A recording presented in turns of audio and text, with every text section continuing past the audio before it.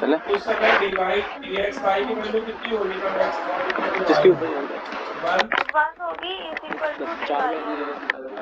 इसका मतलब दोनों स्थितियों में dx y किसके बराबर होगा? dy है। dx y equal to dy हो गया।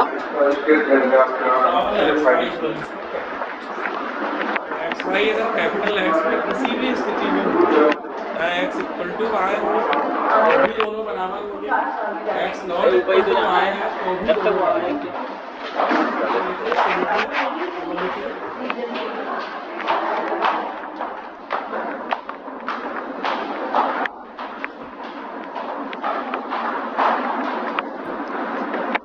वन 103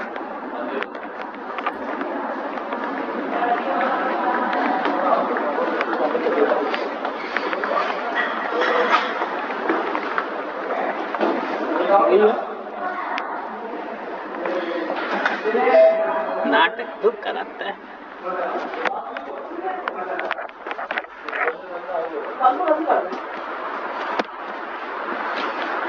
ये रखी तो थी इसमें चाय।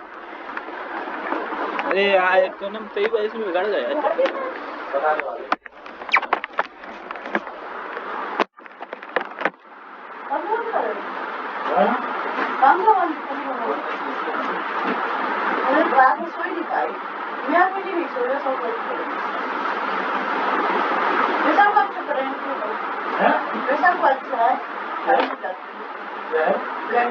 हम दोनों वही ऑर्डर थे, अलग अलग थोड़ी ऑर्डर।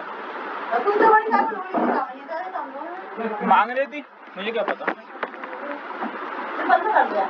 वो चला गया भैया। कौन चला गया? वाईफाई।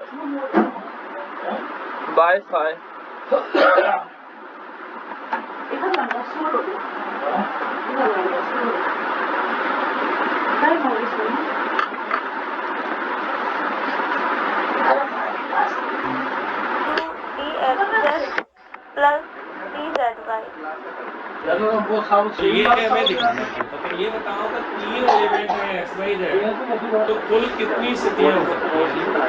ट्रायंगल इनइक्वालिटी हेडिंग डालो और लिखो for all x y z belongs to capital x। ये समीकरण लिखो और लिखो प्रत्येक x y z belongs to x के लिए नीचे लिखो निम्न स्थितियां उत्पन्न होती हैं। फॉलोइंग केसेस अराइजेस, स्थितियां उत्पन्न होती हैं। आप बताओगे जैसे 2 है x और y, दो स्थितियां होती हैं, अगर x इक्वल टू y है, x not equal to y। 3 है तो कितनी स्थितियां होगी जब प्रत्येक में x अंदर पैसा वाला है, तीनों बराबर है।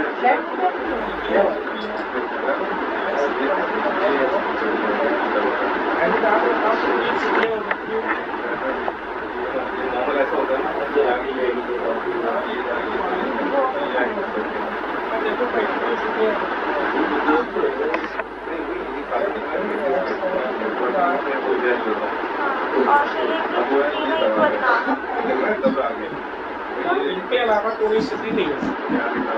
एक्स वाई जेड में क्या क्या हो सकता है? या तो तीनों बराबर हो या तीनों ना बराबर हो, एक्स और वाई बराबर हो, जेड बराबर ना हो, या वाई जेड बराबर हो, एक्स बराबर ना हो, जेड बराबर हो और वाई बराबर। इसके अलावा सर स्क्रीन रोटेट होगा।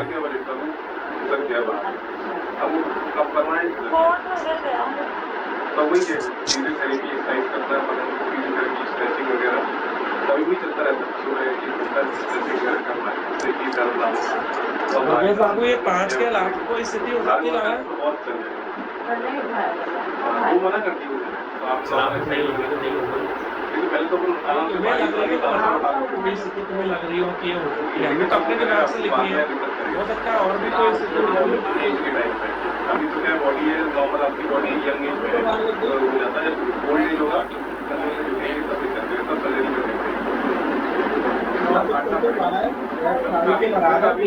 अभी करवा लो, अभी करा लो या बाद में करा लो। अभी जब तक चल रहा है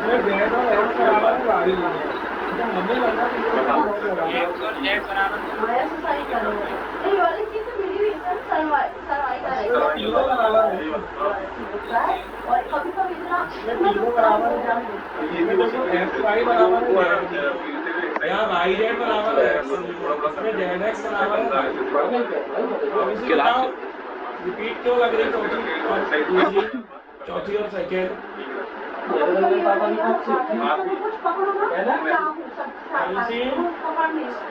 चलता नहीं, वो पावर खत्म हो रहा है, पावर वो उसी की वजह से होता है, नहीं पे नस, वो नस की वजह से होता है। शांत तुम्हें आप संतुष्टि हुई कि नहीं, दोबारा बताएं।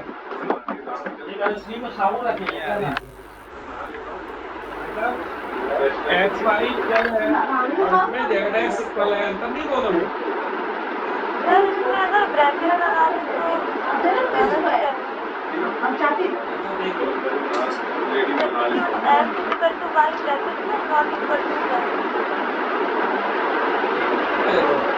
एक्स और वाई इक्वल है, जेड नहीं है। एक्स और वाई बराबर है, जेड नहीं है। इसमें वाई जेड बराबर है, एक्स नहीं है। इसमें जेड एक्स बराबर है, वाई नहीं है। ये कितनी गए? आप ऐसी बनियान में क्या बनियान और कोई आदि ना ऊपर है में हम पांचों बार ट्रायंगल इनइक्वालिटी करेंगे। हमें ये दिखाना है कि dxy या तो इक्वल टू होगा या लेस देन होगा।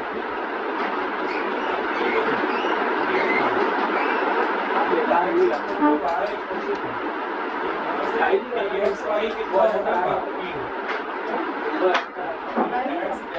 होगा? कितना होगा? देखो साहब ये तीनों वैल्यू जीरो होगी कि नहीं होगी? अगर x equal to Y equal to Z है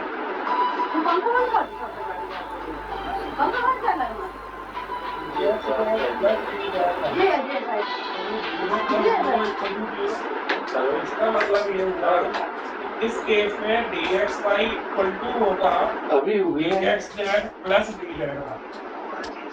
नहीं रूम चेंज नहीं किया था। हाँ नाश्ता निशा कुमारी यस सर। ये स्थितियां बनानी आ गई, मतलब 5 स्थितियां होंगी 3 एलिमेंट्स के बीच में। Yes sir. तो पहली स्थिति में हमने ली x equal to y equal to z। x equal to y equal to z मतलब तीनों की वैल्यू जीरो होगी, क्योंकि x इक्वल टू y पे डिस्टेंस कितनी है? 0।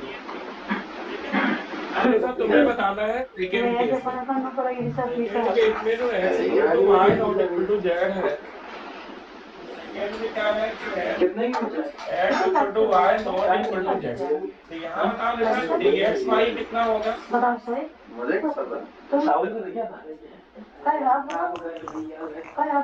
सर dxy अब जितने खर्च हो गए जीरो होगा।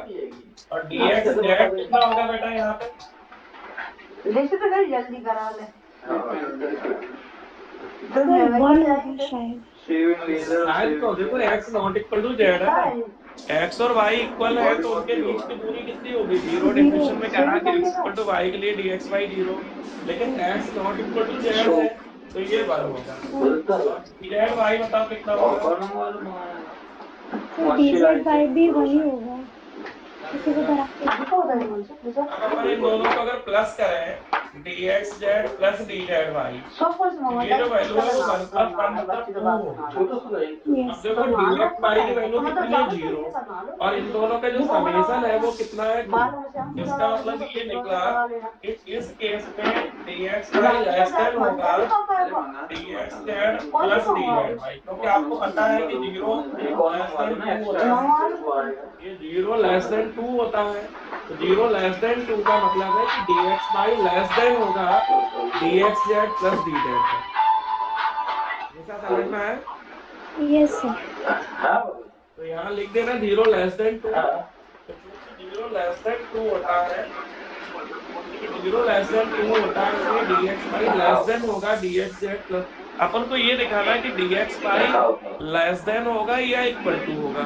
तो देखो केस 1 में हमने देखा तो केस 2 में हमने देखा तो लेस देन आया।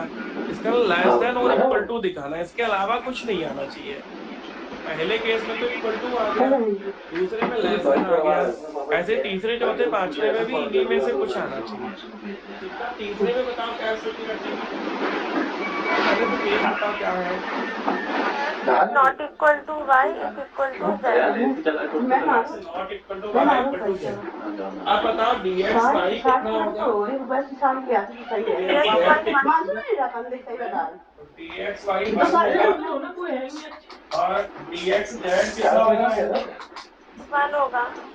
और dz y कितना होगा? तो अब अगर इन दोनों को प्लस करते हैं वैल्यू बताओ कितनी होगी? dx z plus dz y। Mummy खुद ही सोचती है। अब dx y का इससे क्या रिलेशन होगा? लेस देन का होगा कि इक्वल टू 1 होता है। इसका मतलब dx y इक्वल टू होगा dx प्लस dz y। हमने कहा पांचों स्थितियों में या तो लेस देन आएगा या इक्वल टू आएगा। अब दो तुम लोग कर लोगे, चौथी पांचवी हम ही बताएं काम मम्मी चाहिए, मम्मी जैसी है। चटने का तो मुझे जाना पड़ेगा। तो मैंने क्या बनाया निकल नीचे side z equal to x not equal to y। तो फिर इसमें dx y 1 होगा, dx z और ये भी इक्वल टू वाली है। हाँ इक्वल टू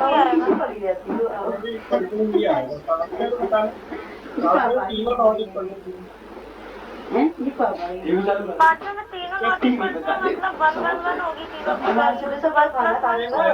वैल्यू। टीवी चालू है नहीं है, फ्रिज देख रहा, फोन में फ्रिज खराब है। टीवी यस देखो जल्दी कॉपी पट्टी कंप्लीट कर लो।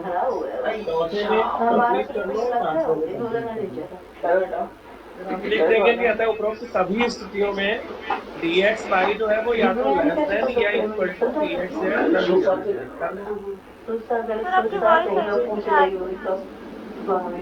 ये किसी का स्पीकर ऑन है, स्पीकर कोई बंद करो। हाँ तो स्पीकर बंद करो। अब आ रही होगी स्पीकर।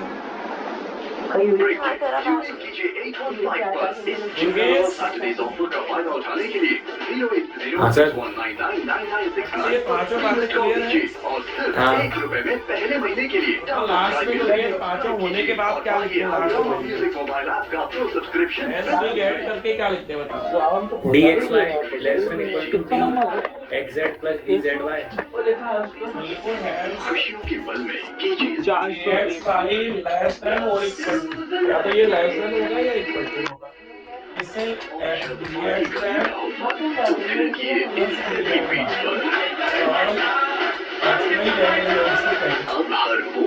ट्रायंगल इक्वलिटी होल्ड होगी क्योंकि हाँ ये नीचे सहमत है जी सर। dx पर क्या है? सब मिल जाएगा क्या? सर d x पर मैट्रिक है तो x d मैट्रिक स्पेस होगा। लिख दो नीचे। Therefore d is matrix of capital X।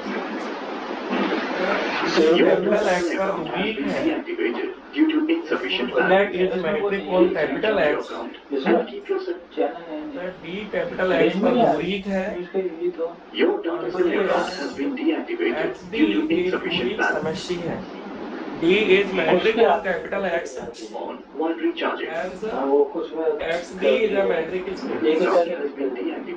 पांचों बातें संतुष्ट है, क्लियर है? Please recharge your account and keep your set-top box. D is matrix on capital X। D capital X पर वीक है, इसलिए dx y is a matrix। नहीं, इसलिए x d is a matrix space। D capital X पर weak है और इसलिए x d एक वीक समस्या है। इसका कौन सी बात कठिन होगी हमेशा? तीसरी। एग्जाम करना ट्रायंगल इक्वेशन जिनका बहुत कठिन होगा हर बार आने वाली कम जो अगला क्वेश्चन है वो थोड़ा सा देखो जरा क्वेश्चन अगला। हम चाहेंगे कि सभी लोग इस चैप्टर में, इस यूनिट में ये क्वेश्चन नोट जाओ। सौरभ तो पहले हम बहुत सुंदर सुंदर पढ़ाएंगे, बहुत बड़ी यूनिट है ये। पहले 2 यूनिट थी, अब 1 हो गई है, तो कितनी बड़ी हो गई होगी सुन ही लो तुम लोग। आप दोनों की दोनों की नहीं है ना। तो इसमें से बेटा उसने पहले ही कह दिया कि XD दूरी समझती है, और एक नया मैट्रिक लेके आए वो लोग D स्टार। तो यदि XD कोई दूरी समझती है, स्टार कुछ लोग लिखते हैं, कुछ लोग D1 लिखते हैं। तुम लोगों को क्या लिखना है, D स्टार लिखना है कि D1 लिखना है? ये सेटअप बॉक्स लिखता है कि दुर्गेश स्टार ले लो सर। नाम ये रखना कि एग्जाम में D1 आ जाए तो भी कोई दिक्कत नहीं है, D स्टार आ जाए तो भी कोई दिक्कत नहीं है। XD कोई दूरी समझती है and D star X cross X से डिफाइंड बाई इस प्रकार परिभाषित है। तो देखो इसमें क्योंकि D पहले से ही मैट्रिक है इसका, तो उसमें तीनों बातें हैं। XD कोई दूरी समझती है, X क्रॉस X से कैपिटल R इस प्रकार परिभाषित है कि D star X by equal to DX by upon 1 plus DX by all X by belongs to capital X। XD दूरी समझती है, D star X cross X से R इस प्रकार परिभाषित है। D star X by equal to DX by upon 1 plus DX by all X y belongs to capital X। अब सिद्ध करो कि D star is a matric on capital X। अब सिद्ध करो कि D स्टार कैपिटल X पर दूरीक है। Then prove that D star is a matric on capital X। अब सिद्ध करो कि D स्टार कैपिटल X पर दूरीक है। D star is a matric space. सिद्ध करो कि D स्टार कैपिटल X पर दूरीक है और इसलिए XD स्टार एक दूरीक समष्टि है। ये कौन से क्वेश्चन जैसा है? सर जो हमने फर्स्ट वाला किया था ना, modulus x minus y upon 1 plus modulus x minus y, ये बिल्कुल हूबहू वैसा ही है। अगर ये नहीं भी करना तो भी आप लोग कर सकते हो, क्योंकि उसमें modulus x minus y upon 1 plus modulus x minus y बिल्कुल वही चीज है, लेकिन थोड़ा इम्पोर्टेंट है ये क्वेश्चन। स्टार लगा लो, 10 स्टार लगा लो। तो हमारा ये दूसरा मोस्ट इम्पोर्टेंट क्वेश्चन है। तो पहला तो वही है modulus x minus y upon 1 plus modulus x minus y. दूसरा ये मोस्ट इम्पोर्टेंट क्वेश्चन है। तो अगर कोई पहले 2 चुने तो यही 2 होंगे सबसे ज्यादा आए हुए क्वेश्चन। D मैट्रिक है तो कितनी बातें होंगी इसमें तो D तो पहले से ही मैट्रिक है, दिखाना D स्टार को मैट्रिक है, इसका मतलब D स्टार में तीनों बातें दिखाएंगे।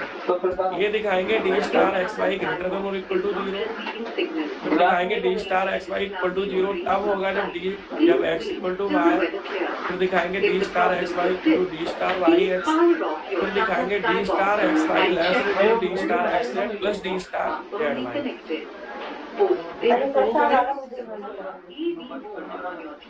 हाँ जी सर। सॉल्यूशन लिखो और M1 लिखो। क्या नाम होगा M1 का? Non negativity. नहीं भी नाम लिखो तो कोई दिक्कत नहीं, आपको प्रूफ कर दो। D star x y equal to 0 और x equal to y, otherwise D star x y greater than और इक्वल टू 0।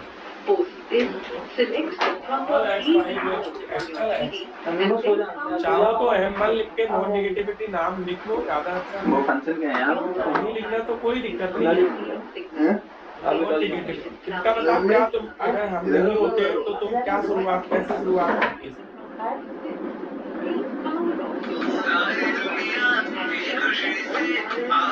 कैसे शुरुआत करती है?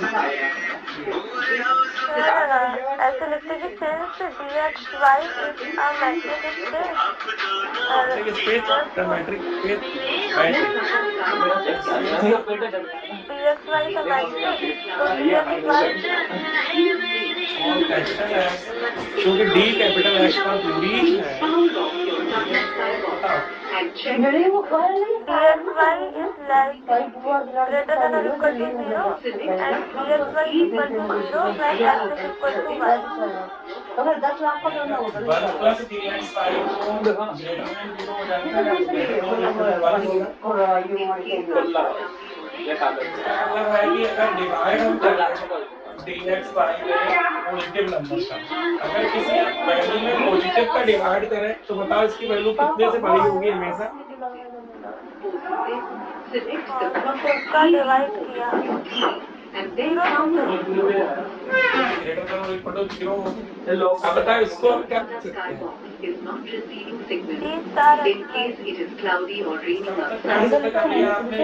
till the west d star x y greater than और इक्वल टू 0 कर लिया। power of your ये समझ में आया कि चूंकि d दूरीक है, क्योंकि d दूरीक है इसलिए dxy ग्रेटर देन और इक्वल टू 0, और अगर 1 प्लस dxy करेंगे तो ग्रेटर देन और इक्वल टू 1 होगा। अब किसी में 1 से बड़ी संख्या का डिवाइड करेंगे तो कोई दिक्कत नहीं है, ये 0 होगी तो ये भी 0 होगी, ये पॉजिटिव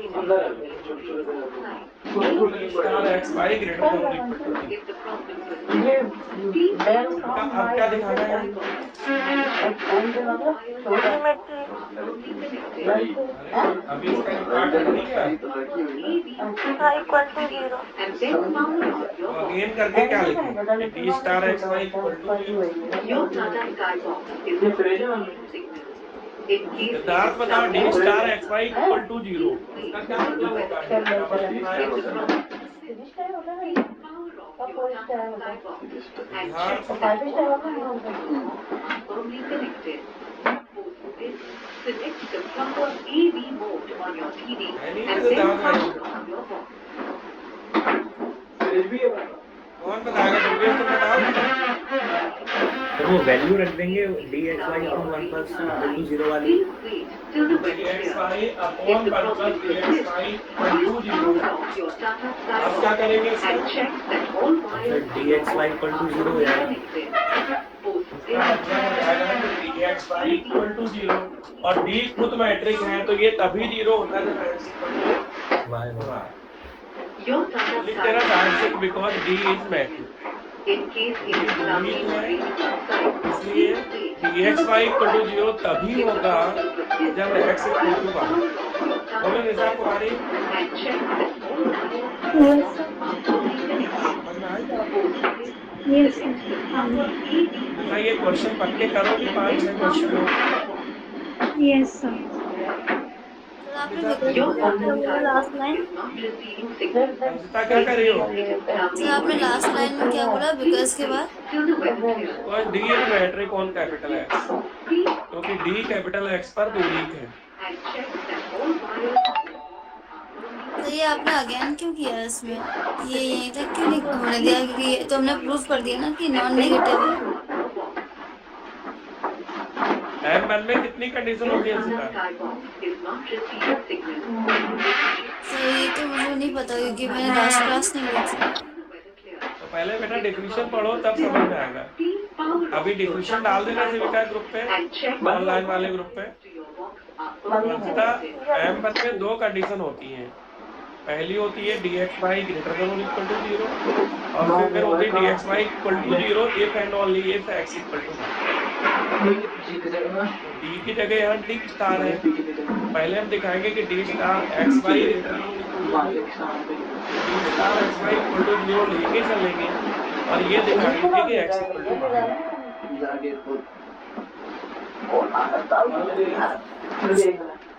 M2 बताओ M2 क्या होता है? सर सिमेट्री तो लिखो M2 में चाहो तो सिमेट्री लिखो, नहीं चाहो तो सीधे लिखो कि x5 में उसको कैपिटल x के लिए d star x5 equal to, बोलो अंकिता। सर ये इसमें क्या बता रहे हैं? dx5 upon 1 plus dx5। अब ऐसा क्या करें जिससे ये d स्टार yx आ जाए? ऐसा लिख देंगे ना कि डी मैट्रिक है तो अपन उसको वाई एक्स में रख सकते हैं। Tata Sky बिल्कुल, क्योंकि डी टू वीक है इसलिए d x Y equal to d y x होता है। इसको हम आराम से ऐसे लिख सकते हैं d y x upon 1 plus d y x. अगर लिख देंगे तो d too weak Your Tata Sky box is not receiving signal. D metric है इसलिए हम d y x equal to D x y लिख सकते हैं। अब इसको क्या लिख सकते हैं? डी स्टार वाई एक्स क्या सिद्ध किया आपने? D star x Y equal to D star Y और X Y means to capital D star कैसा हो गया? सिमेट्रिक।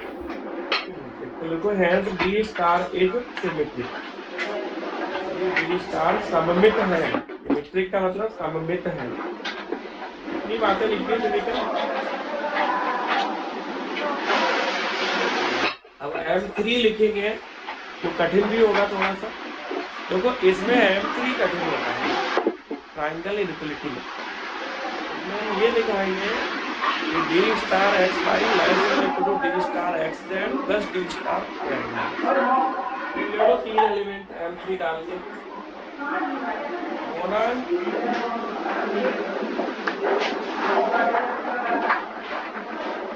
मंडलोई हो कि नहीं?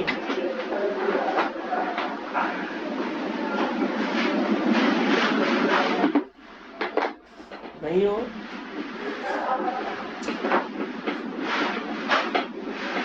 अंजिता M3 डाल दिया? हाँ यस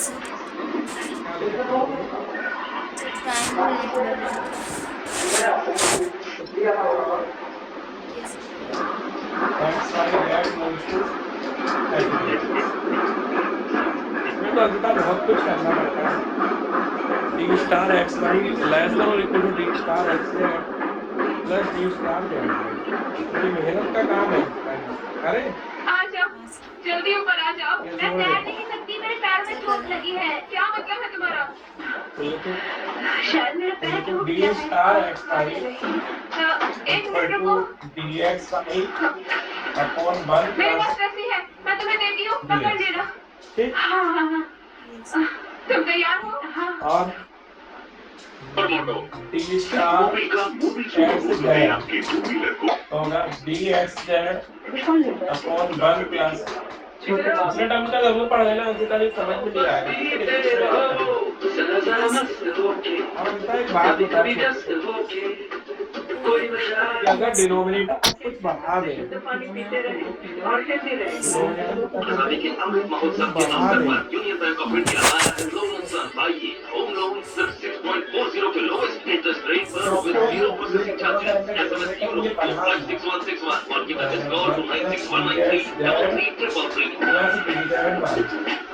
ये जो बढ़ी हुई वैल्यू है इसका डिनोमिनेटर बढ़ा है, ये इससे छोटा होगा कि बड़ा होगा? इसका डिनोमिनेटर बड़ा होगा, वो छोटा हो जाएगा पूरा नंबर। ये जो वैल्यू है लेसन और इक्वल टू इससे लो। सर इक्वल टू क्या होगी? ये इक्वल टू क्या होगी? वही नंबर को थोड़ा सा बढ़ाया है तो इक्वल टू इसलिए लेना पड़ता है कि साइन का z इक्वल टू पाई हो जाए तो वो 0 हो जाएगा। ये इक्वल टू लिखना पड़ता है पूरी है। ट्रायंगल इनइक्वालिटी पे ऐसा नहीं लिखना।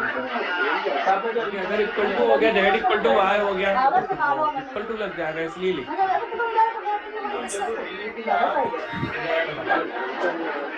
स्टार y का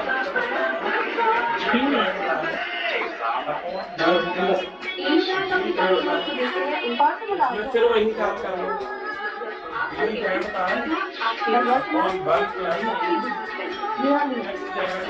प्लस ये थर्ड पार्ट थोड़ा कठिन होता है।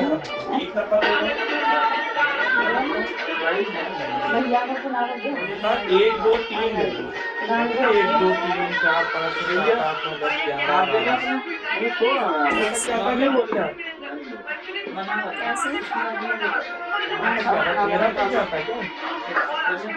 सर ये सॉन्ग की बात कर रहे हैं ना? 13 तक जाता है, लेकिन अपन 3 तक ही जाएंगे। 1 2 3 बस।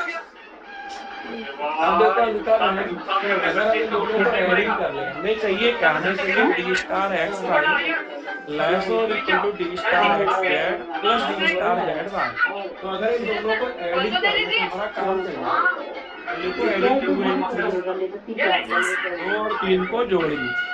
एडिंग 2 and 3 करके हमसे बताओ कि 2 और 3 को अगर ऐड करते हैं, लेफ्ट हैंड पे d star x D star Z y greater than और इक्वल टू, अतः इनके डिनोमिनेटर एक जैसे हैं। प्लस करने पे ये हो जाएगा। एक जैसे ही रहेगा, प्लस हो जाएगा प्लस डी जेड वाई, क्योंकि डिनोमिनेटर तो पहले से ही एक जैसे हैं। डिनोमिनेटर में एम लेंगे तो कोई फर्क नहीं पड़ेगा। क्या बोर्ड दिख रहा है इसका कि कुछ पड़ेगा? दिख रहा है पूरा दिख सबसे बड़ी बात है, थर्ड पोर्शन में हमें बहुत मेहनत करनी पड़ती है। अंता अभी तक कभी ऐसा नहीं हुआ कि इन 6 क्वेश्चनों में से एक क्वेश्चन ना आए, ठीक है? बहुत ध्यान से पक्के कर लेना। थ्योरम बहुत ज्यादा है, करीब 30 से 35 थ्योरम तक होंगी इस यूनिट में, जो इम्पोर्टेंट है।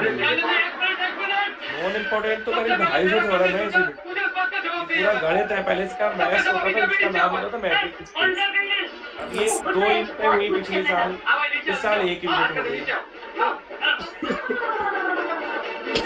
अरे आपने ऐड करा है, ये समझ नहीं आएगा, वो बता दो। समझ में तो हमें भी नहीं आया तरीका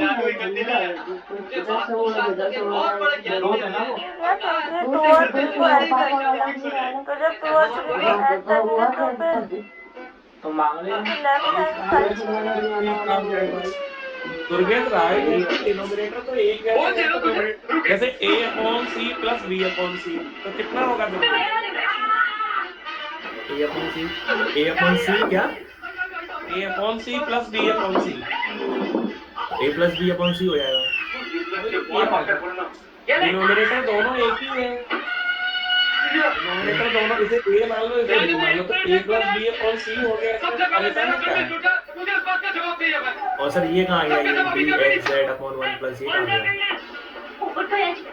जो जरूरत होगी एनालिसिस, भूल क्यों जाते हो? एनालिसिस पढ़ रहे हो, इसको गड़बड़ हो गई। जिस स्कूल में छुट्टी मिली है एनालिसिस पढ़ रहे हो तो हमने ये साइड ले ली और ये साइड ले ली, तो गलत कर दिया।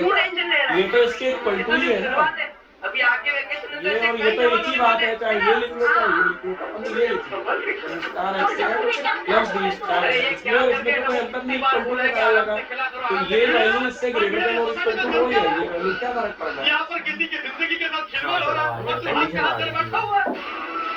एक ये तो एक ही चीज है ना, जो ये है वही ये है, तो इसको ले लो चाहे इसको ले लो, किसी को भी नहीं। इतना नंबर दिया तो इसको कैंसिल करो। कैसे अभी मजे लिख कर रहे लेंगे हैं आप? एक मिनट। बच्चों के वेकेशन है। लिख लो, नंबर भी ले लो 4, नंबर दे दो 4 और एनालिसिस का करो तो 4। लेकिन किसी का समझता क्यों खेलना? को बड़ा कंदी तोड़ दिया, मेरे पे चाय गिरा दी और आपने जो मेरा बोर्ड तोड़ दिया, भीड़ भाड़ कर दी। नंबर दे दो 4 इसका, एनालिसिस का करो तो 4। और तुम्हें कौन सा पसंद है? 4 बॉल फेंका और ये टप्पू से बैट घुमाई और वो बॉल वहां पे जाके अचार खाती है नहीं कभी बन जाएगा। कभी अगर पूछा जाए तुम्हें कौन सा 4 पसंद है तो कौन सा? रिश्ता टूटा है, मंदिर टूटा है। सबसे फायदेमंद अचार तो गुजार तो बहुत है, रिश्ता टूटा है। हमने का अचार नुकसान नहीं करता, वो बाकी ज्यादातर अचार नुकसान करता है। तुझे तो आम का अचार पसंद है? नहीं सर, आम ले गई है। अरे तब्बू बेटा, तो इस बार में बाकी आम ले गए भाई। मुझे यही कंदील चाहिए, तो ये कंदील हमें कौन सा अचार पसंद है तुझे बता? नींबू का। कटहल का, कटहल का अचार हमें बहुत बहुत बहुत पसंद है। अभी 4 कटहल का अचार रखवाते खत्म। दिवाली में करने लगाते हैं तो क्या सबकी शादी हो जाती है? अचार को डॉक्टर है यही लगा लो ना साबुन। चाचा जी, मैं आपको अभी का तुम्हें कौन सा अचार बाबुली कंदील नहीं था, ये मुझे एक सिद्धि प्राप्त ज्ञानी अभी कोई क्लास में ऐसा जिसको कटहल का अचार पसंद हो उसको खिलाएं। कटहल तो बिल्कुल अच्छा नहीं लगता, अचार ना कितने बार बोलेगा अरे हम तो ये पूछ रहे किसी को पसंद है कि तुम व्हाट्सएप पे कर रही है हमारा बेइज्जती क्यों कर रही है? मैं तो अपनी चॉइस बता रही हूँ,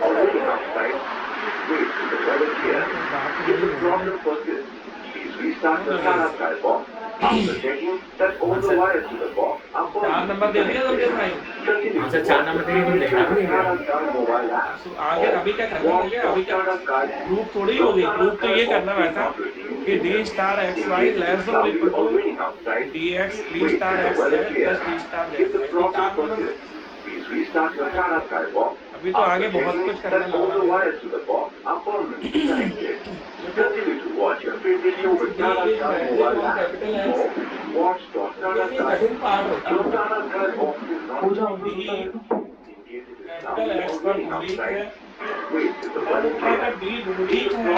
कौन सी कंडीशन होनी पड़ेगा?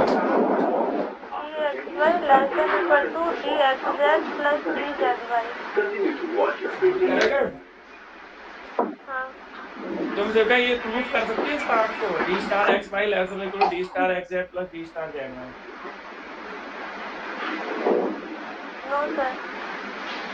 देखो ये एनालिसिस है तो इसमें जो जब तक आप पढ़ोगी नहीं क्योंकि ये क्वेश्चन भी थ्योरमों की तरह ही होते हैं, सब कुछ डिफरेंट होता है तो कोई नहीं कर पाएगा इसको थोड़ा याद करके ही किया जाता है।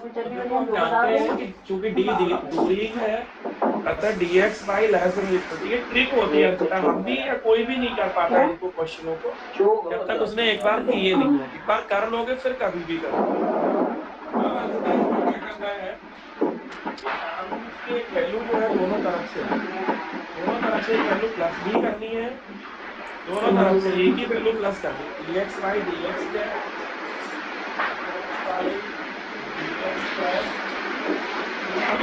और d x y d value भी प्लस करनी है इसके और राइट में भी प्लस करनी है, यही वैल्यू प्लस करनी है। डी एक्स क्या है एक्स वाई डी एक्स है plus d z y d x y. अच्छा देखो इसको दोनों तरफ से सेम वैल्यू को प्लस कर दिया, इससे कोई दिक्कत दिक्कत होगी तो क्या करना है क्वेश्चन कौन सी वैल्यू सर ये d x y d x Z plus d x y d z y ये जानबूझ के किया है। अब पता पूरे लेफ्ट हैंड में क्या कॉमन मिल रहा है डी एक्स वाई दिख रहा है। डी एक्स वाई अगर कॉमन लेके निकाल करें तो बचेगा कितना? Sir 1 plus d x Z plus d z y d x Z plus d z y. ध्यान से समझना इन एक्स लेस देन और इक्वल टू इन दोनों में देखो तो क्या कॉमन हो रहा है? एक्स जेड हम वैसे बड़ा बहुत लगा दे डी एक्स कितना कॉमन हो रहा है? डी एक्स जेड तो बता दोगे डी एक्स जेड कॉमन लेंगे इन दोनों में तो बचेगा कितना? 1 plus d x y 1 plus d x y बस इतना ही बचेगा। पहले दो में डी एक्स जेड कॉमन ले लिया तो 1 प्लस डी एक्स वाई। अब आगे क्या बचाना चाह रहे थे? अब ऐसे आने अगले दो में कितना कॉमन लोगे करके? Z y d z y यहाँ भी बचेगा 1 प्लस डी एक्स वाई। हम जितना बता देना अगर कोई लाइन दिक्कत दे रही है तो।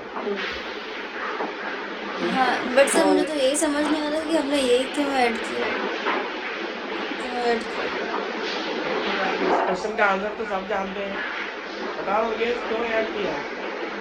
एनालिसिस पढ़ रहे हैं आंसर लाने के लिए कुछ भी कर सकते हैं, बस गलत तो नहीं कर रहे हैं ना। ये बात अंशतः याद रखो कि एनालिसिस पढ़ रहे हैं। जो मैथमेटिशियन था उसने कुछ भी करके आंसर लाया और अपनी बात को प्रूफ किया है। बात समझ में आ रही कि नहीं? तुम भी अपनी बात को प्रूफ करने के लिए कुछ भी कर सकते हो, बस गलत मत करना। तो कुछ गलत किया क्या उसने ये बताओ? No sir. जो काम किया है ये काम में कुछ गलत किया क्या इन्होंने? भाई साहब ने गलत तो कुछ नहीं किया।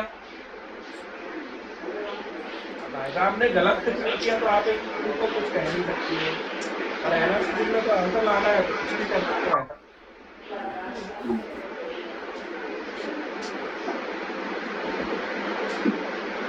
आप बताओ।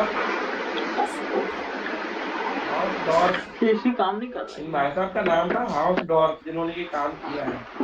नाम भी बड़े अजीब अजीब होते हैं, क्यों होते हैं?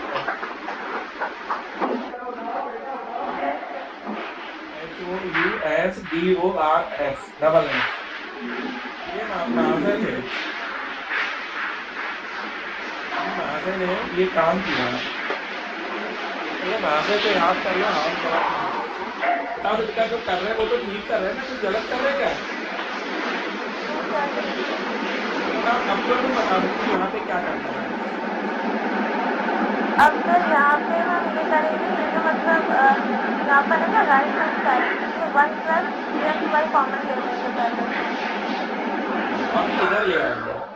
हाँ, और फिर उसको DXY के नीचे ले जाएंगे, और फिर ऐसे ये लेके 1 + DXY और लेस देन और इक्वल टू, ये जो लेफ्ट हैंड की वैल्यू है इसको उधर ले जाएंगे। अभी हुआ ये हो जाएगा DXZ प्लस DZY अपॉन में ये वैल्यू, तो क्या देखा हाउस डॉर्फ मॉडल कितने होशियार थे। हाँ सर। अब बताओ कैसे ये किसकी वैल्यू लिखी है? सर ये D*XZ की नहीं, ये वैल्यू किसकी है? D*XY की। D*XY हो गया फायदा। और ये 4 नंबर से देखो, ये खुद किससे छोटा है? सर ये D*XZ + D*ZY। यही तो करना था भाई। वहाँ पे ठंड हो गई। D*XZ लिख देना यूनिट 4 4 से। अंततः देखा कितना महान साइंटिस्ट है ये। आगे लिख देना अंततः फ्रॉम 4 या यूनिट 4 अंततः ये जो वैल्यू है ये जरा इसी से है। ये हो गया D*XY, ये लेस देन और इक्वल टू हो गया D*XZ प्लस D*ZY। यस इसी कब से है तुम्हारे? सर, शायद 13 से है। कल परसों अपन मैथ्स को पोर्शन जो बचा है उसे कंप्लीट करते हैं। यूनिट 1 आ रही है कि ज्यादा आ रही है? सर अभी सिलेबस नहीं है। यूनिट 1 आ रही है, इसको हम खत्म लिख लो। अंदर D*XY लेस देन और equal to D*XZ plus D*ZY।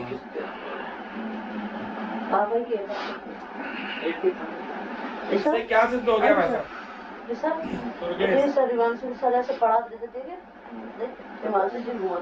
Sir इससे ये प्रूव हो गया कि मतलब मैट्रिक है D*X पे। लिखो नीचे, therefore D* is a metric on capital X। D* capital X पर दूरीक है।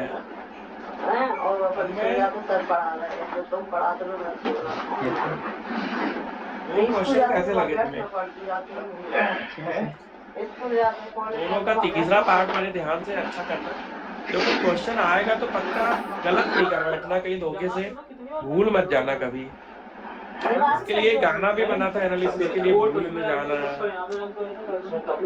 तो क्या याद तुम्हारी आएगी, नहीं जमा जो है ये कहना वाला था। अभी रात बीच में खड़ी हो जाओ।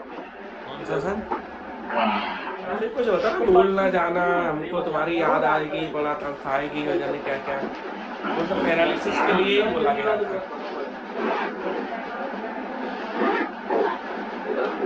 अभी क्या लिखा लास्ट लाइन में? इंग्लिश में बोल दो, हिंदी में बोल दो। Therefore D is a metric on capital X, hence X, D* is a metric space। Hindi में सुन लो। अतः D* कैपिटल X पर दूरीक है, और इसलिए ब्रैकेट में X D* एक दूरीक समष्टि है। फिर एक बार बोल दो तो क्या? Therefore D* is a metric on capital X, hence X, D* is a metric space। D star capital x पर दूरीक है और इसलिए एक्स डी स्टार एक दूरीक समस्या है। गुरगेज एक क्वेश्चन और हो जाएगा या टाइम हो गया? 2 बजे तक तो कहना पड़ेगा। तो बनो तो वही बैठ सर आपको कराना हो तो करा दो, कोई दिक्कत नहीं है। सर अभी मैं कॉलेज जाना है। अच्छा तो जाओ बहन जी, जाओ बहन जी जाओ।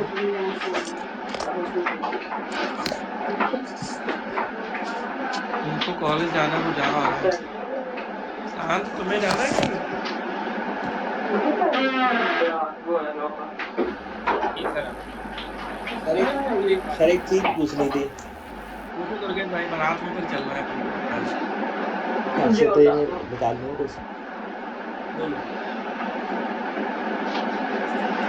चलो आपने फंक्शन वाला क्वेश्चन कराया था ना? हाँ जी हाँ। सर एक शांत नई चीज पूछी थी, 1 मिनट में ना।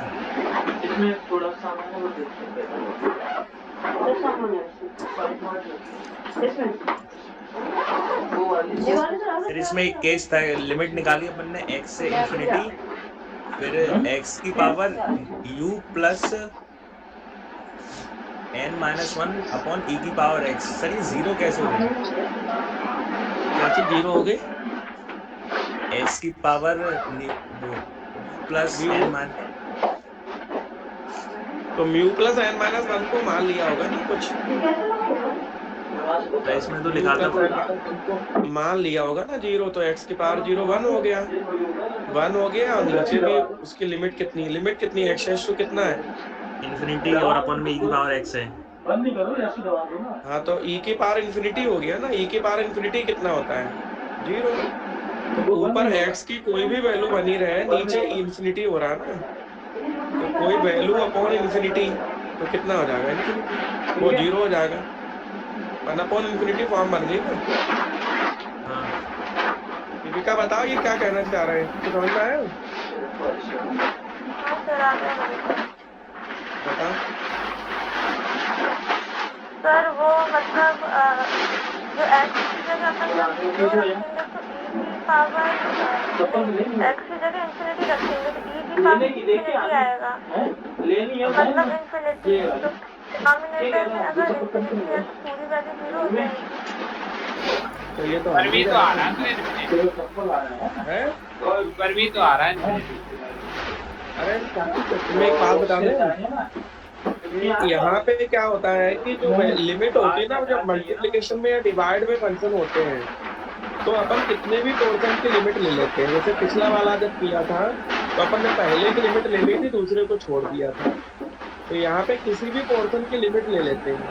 फिर एक पोर्शन अगर 0 हो गया, 1 अपॉन e की पावर इन्फिनिटी 0 हो गया, तो 0 इंटू लिमिट नहीं निकालेंगे तो 0 इंटू कोई भी लिमिट तो 0 हो जाता है। लिमिट नहीं निकालेंगे। लिमिट निकालेंगे ही क्यों, जब 1 अपॉन इन्फिनिटी फॉर्म आ रही है तो 1 अपॉन इन्फिनिटी फॉर्म आ रही है।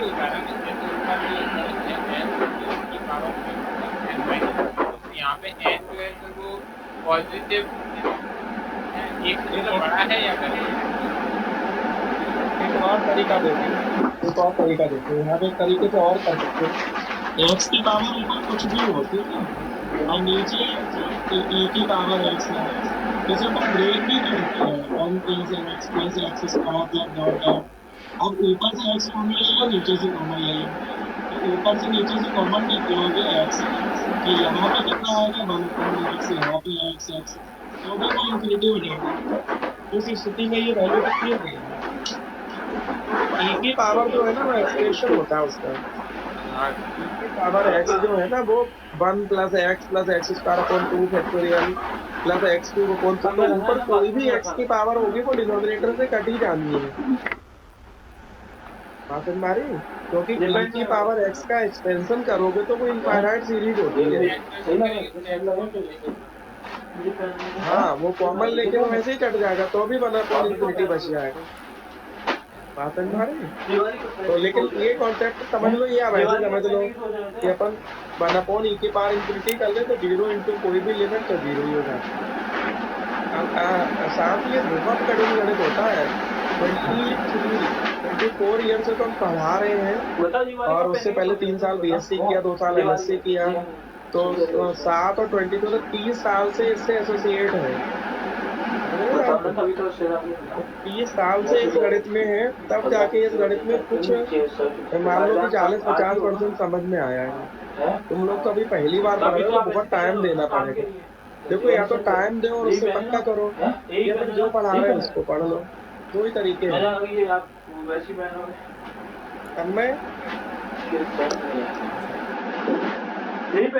मैं फीस सब लोगों की कंप्लीट करवा दो। अभी आ गया जब वो दोपहर में होगा सर एक क्वेश्चन और पूछना था सर। आपने वो क्वेश्चन लगाया था एनालिसिस में, एफ अगर रीमान इंटीग्रल में है, एफ मॉडुलस एफ भी रीमान इंटीग्रल होगा। हाँ, वो तो बहुत अच्छी थ्योरम है, छोटी सी 2 नंबर की। हाँ बोलो।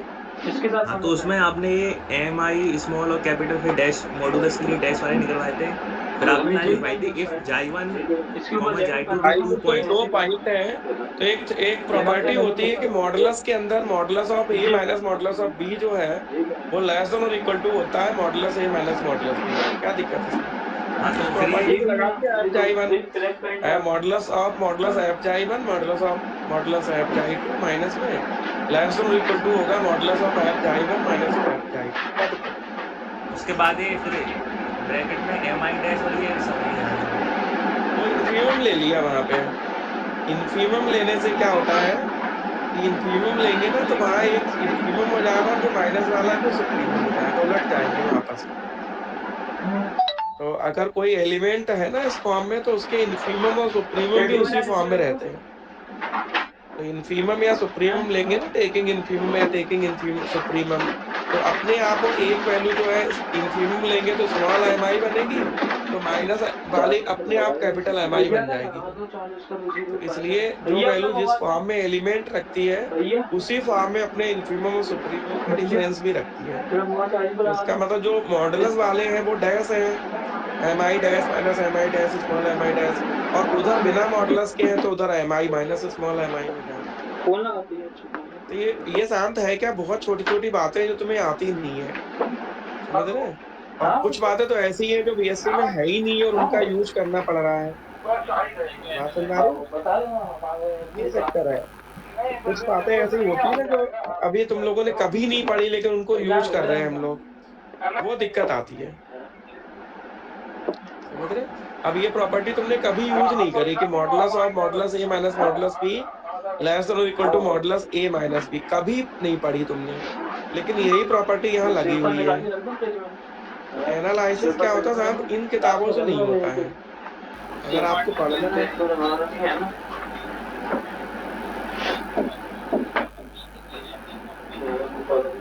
हाँ, तो तुम्हारी बिल्कुल आवाज नहीं आ रही है, तो तुम्हारे चक्कर में हमारी आवाज भी लोग नहीं सुन पा रहे।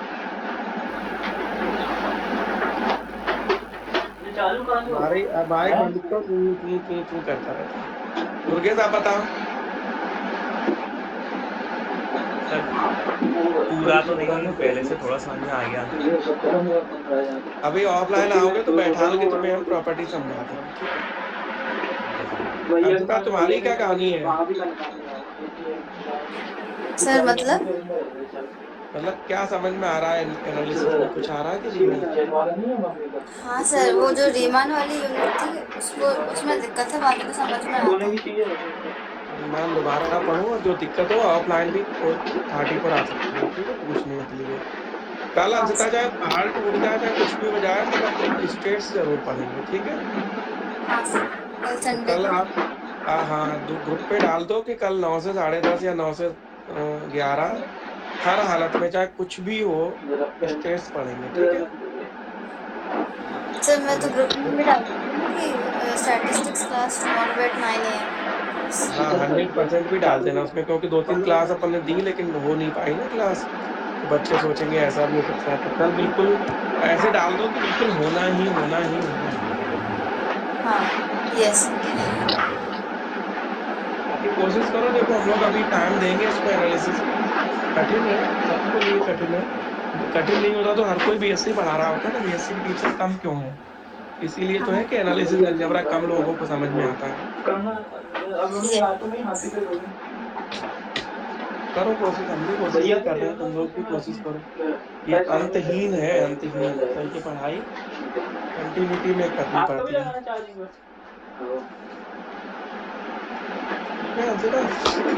हाँ सर। मिलते बेटा 3:30 बजे। एक और पॉइंट